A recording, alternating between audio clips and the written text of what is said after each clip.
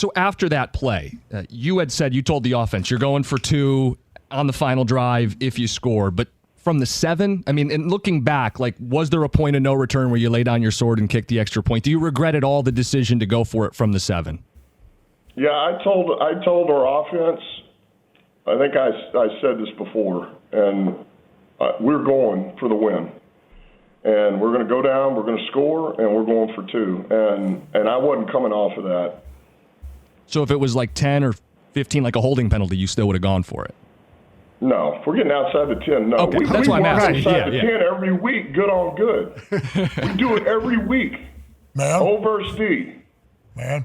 Yeah, when you got the penalty and moved it to Go ahead and say it. Say it. Say it. Both of you. What?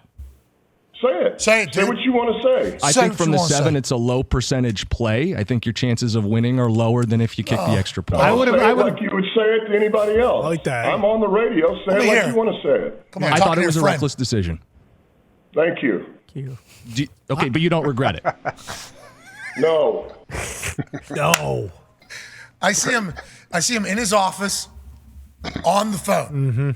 Just got done with a workout. I assume shirtless. Yes. Sweating a little bit. Walking around. Say it. Say it like how you say it to your friend. Yeah. I've heard what you guys have been saying. I've been getting the clips of this. Say thank you. Okay. All right. Thanks. Clipping that. Putting it in the team meeting room now. Mm-hmm. Here we go. We got a clip. And the conversation about that game is the reporting.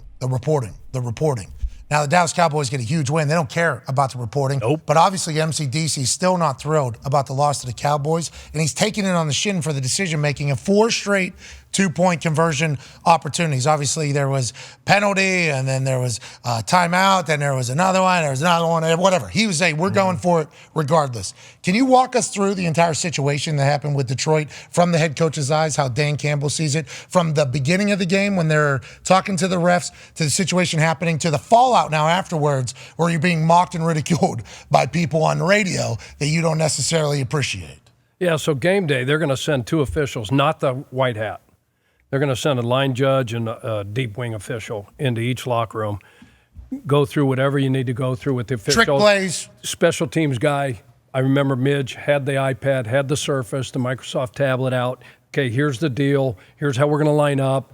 You good with this? We okay with this? So anyway, they go through all that stuff, and I'm sure they explained this scenario, this play, this substitution to those 2 guys. Then I'm assuming, which happened to us in the past, they go out and they talk to the crew, they talk to the white hat. And then the only chance, like Dan or the head coach or I had, is once you go out for pregame warm-ups and the crew comes out, the white hat comes out, he does his pleasantries, he goes to the other one coach. How's the family? Yeah, how's the family? Everything good. How's the yeah? He'd always ask about the family. How's the family? Yeah, Commendatore. How's your uncle? Salvatore. Bingo.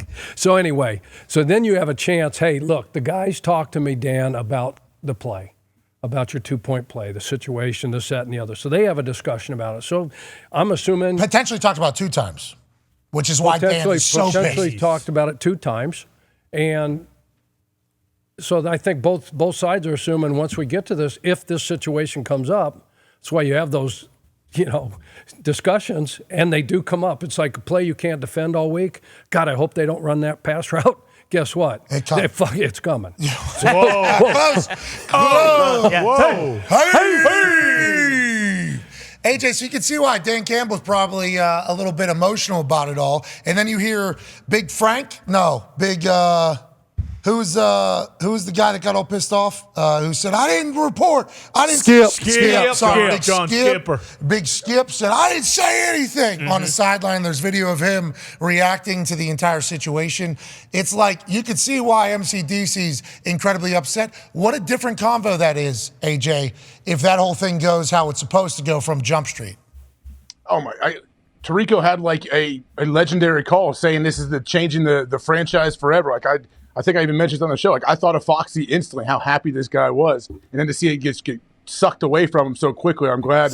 I heard you guys were watching in a very, really highfalutin basement area of a nice place with some big-time people. So that kind of kept him from possibly offing himself. So I was happy for that. But I wanted to ask Chuck real quick, when you're talking to those refs pregame, trying to show them what plays you may have on the fake iPad they bring in, are they actually showing clips from practice of the play, or how are you doing it? Yeah, you're showing them clips from practice, or if you've run it before in a game, you bring back an old clip. Something, yeah. So you're showing them exactly how we're going to line up, but mostly practice. Or if somebody else has done it, you show. Somebody else has done it. Show Well, that it's like, I texted a video of the 2016 game, us at Tennessee, when that happened to us with Taylor Lewan had a tackle eligible play. What happened? There was a little bit of deception. I didn't know this because I thought the reporter. So one thing, these referees, the white hats, they're not going to allow that. So going back to this situation in Detroit, I mean, 2 times in a game. What did Taylor Lewan do? We need to hear what Taylor Lewan did. Hold the phone. Deception. Well, it was their first drive of the game, and they're down in the low red area. Oh, And it's Taylor like a second down. So they bring in one lineman. Taylor's going off the field, running off the field. oh, he's sub. So All pro. and then stops. He's coming back on. So there's this conversation, AJ, like you got the green dot on your helmet, going through personnel groups, the coordinator's talking to you. Hey, they're going to 12. No, it's heavy, it's jumbo, it's this, it's that. And then he comes back into the huddle, gets lined up. You're only seeing on the screen right now the final formation and the motion.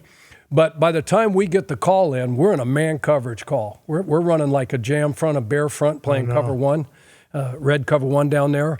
And they're supposed to tell you, like, it's got to be demonstrative, okay? 70's reporting, okay? 77, so we don't know who it is. DeQuell Jackson's our Mike Backer. He's given a call to the defense, got from the defense coordinator. So by the time he turns around, they're at the line of scrimmage. And he thinks a different number is the eligible. Lewan's at their left tackle to our right side, and we're a man-to-man. We don't cover him.